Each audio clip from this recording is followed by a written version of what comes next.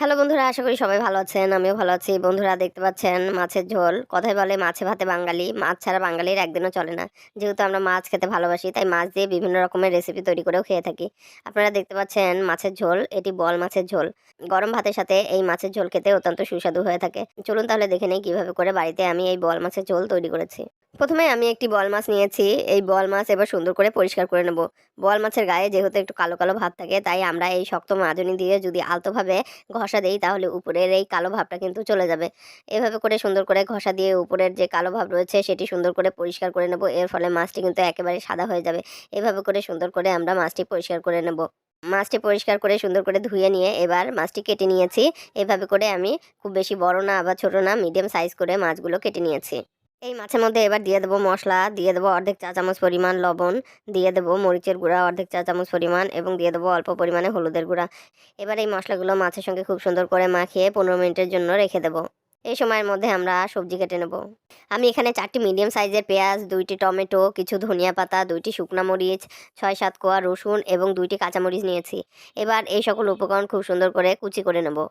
পেঁয়াজ রসুন কুচি করে নিয়ে কাঁচামরিচ মাঝখানে চিড়ে নেব এবং শুকনো মরিচও এভাবে করে মাঝখানে চিড়ে নিয়ে ধনিয়া পাতা কুচি করে নেব এবং সবশেষে টমেটো সুন্দর করে কুচি করে নেব।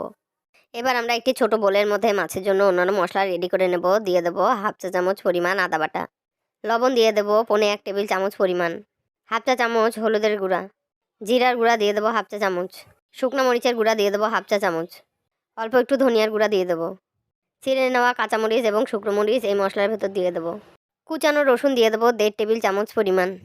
এবার এই সকল মশলা রেডি করে নিয়ে চুলায় একটি প্যান দিয়ে দেবো এবং প্যানের মধ্যে দিয়ে দেবো রান্না সয়াবিন তেল। আমি এখানে হাফ কাপের একটু কম পরিমাণ রান্না সয়াবিন তেল দিয়ে দিলাম। এই তেল গরম হলে এর ভেতরে কুচানো পেঁয়াজ দিয়ে দেবো। পেঁয়াজ দিয়ে পেঁয়াজ নেড়েচেড়ে হালকা একটু ভেজে নিয়ে এর ভেতরে আমরা রেডি করে রাখা সব মশলা দিয়ে দেবো। মশলা দিয়ে সামান্য পরিমাণ একটু পানি দিয়ে দেবো এবং পানি দিয়ে সুন্দর করে মশলাটি কষিয়ে নেব। এভাবে করে মশলা কিছুক্ষণ কষিয়ে নিয়ে এর ভেতরে আমরা কুচি করে রাখা টমেটো দিয়ে দেবো এবং এই টমেটো মশলার সাথে খুব সুন্দর করে ভেজে নেব।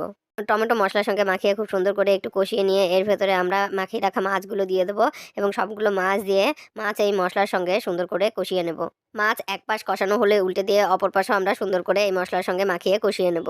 এভাবে করে মিডিয়াম ফ্লেমে মাছ সুন্দর করে 10 মিনিটের মতো দুই পাশ কষিয়ে নিয়ে এবার আমরা এই মাছের মধ্যে দিয়ে দেবো পানি। আমি এখানে 2 কাপ পরিমাণ পানি দিয়ে দিলাম। এই পানি দিয়ে এবার আমরা চুলার টেম্পারেচার একটু কমিয়ে দেব। পানি দিয়ে হালকা একটু নেড়েচেড়ে এর উপরে আমরা দিয়ে দেবো কুচানো ধনিয়া পাতা এবং একটি ঢাকনা দিয়ে ঢেকে লো এবং মিডিয়াম ফ্লেমের মাঝে টেম্পারেচার রেখে আমরা প্রায় 10 মিনিট সুন্দর করে রান্না করে নেব। এভাবে করে 10 মিনিট রান্না করে নিলেই আমাদের সুন্দর বল মাছের ঝোল রেডি হয়ে যাবে এবং আমরা নামানোর আগে একটু লবণ চেক করে নেব। গরম ভাতের সঙ্গে পরিবেশন করতে পারবো আমরা এই দারুণ সুস্বাদু বল মাছের ঝোল। আশা করি রেসিপিটি আপনাদের ভালো লেগেছে। ধন্যবাদ।